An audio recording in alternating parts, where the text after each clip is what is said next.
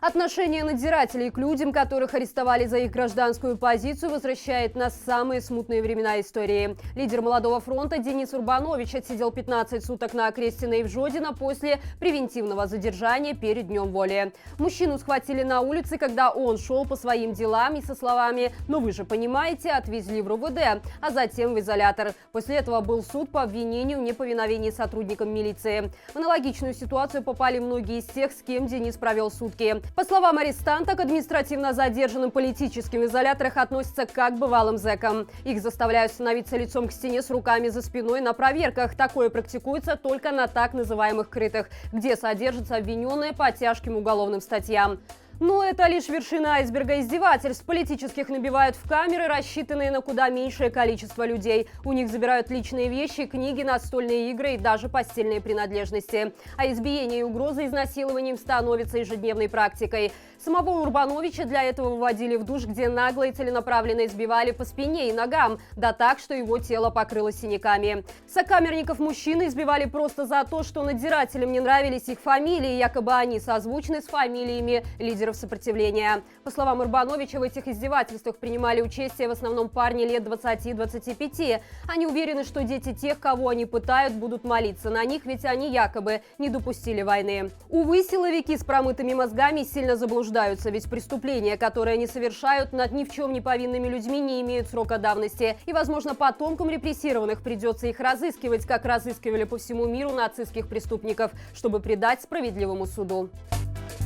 На одном из самых известных пищевых предприятий страны, бобруйской фабрике «Красный пищевик», недостачи по зарплате начали выдавать продукцией. И все было бы не так грустно, если бы сотрудники могли подсластить уныние от финансовых проблем действительно качественным зефиром собственного производства. Но, увы, вместо свежего продукта с конвейера им предлагают мармелад, который не удалось распродать в торговых точках. Дата изготовления на упаковках стерта, но сам вид продукта говорит о его далеко не первой и даже не второй свежести. При этом компенсируются лежалыми сладостями довольно немалые суммы в 100-150 рублей. Об этой ситуации сообщил один из телеграм-каналов со ссылкой на работника предприятия.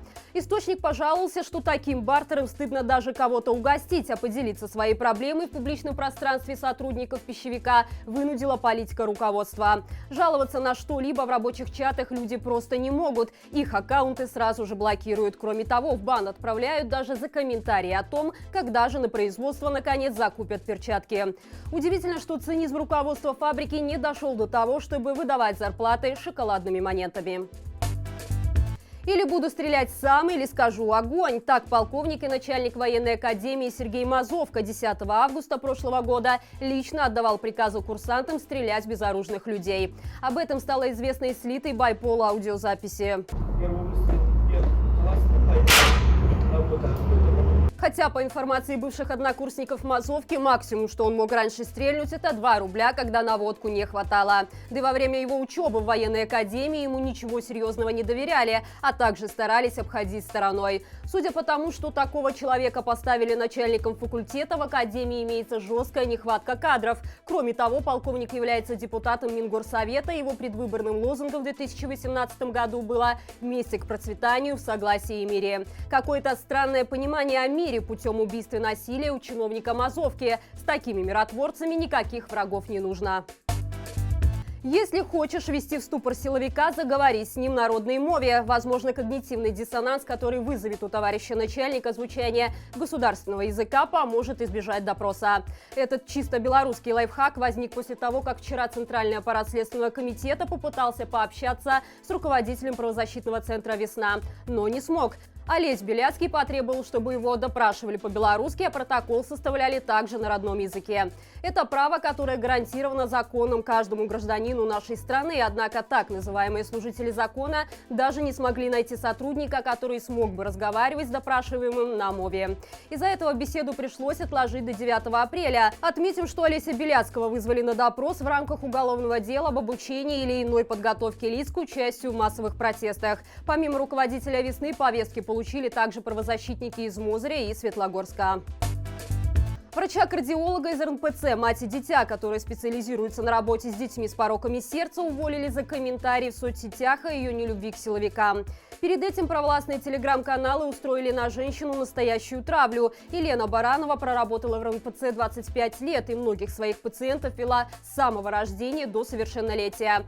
Кроме того, во время августовских событий врач присоединилась к волонтерам на Окрестина и помогала избитым и покалеченным людям, которые выходили из изолятора. Сын женщины также пережил задержание. После всего этого у медика сложилось определенное мнение о моральных качествах белорусских силовиков, и она оставила эмоциональный комментарий под постом своего коллеги, который рассуждал про ОМОН, бездумно бьющий всех подряд.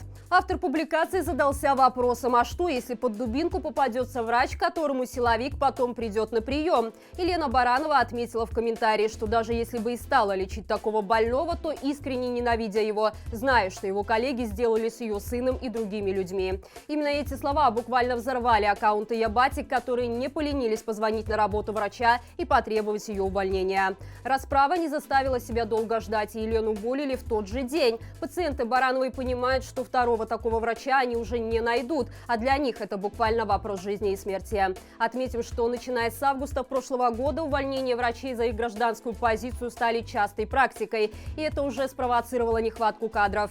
На сегодняшний день в стране не хватает по меньшей мере 6500 медиков. И это все на сегодня. Берегите себя и живи Беларусь!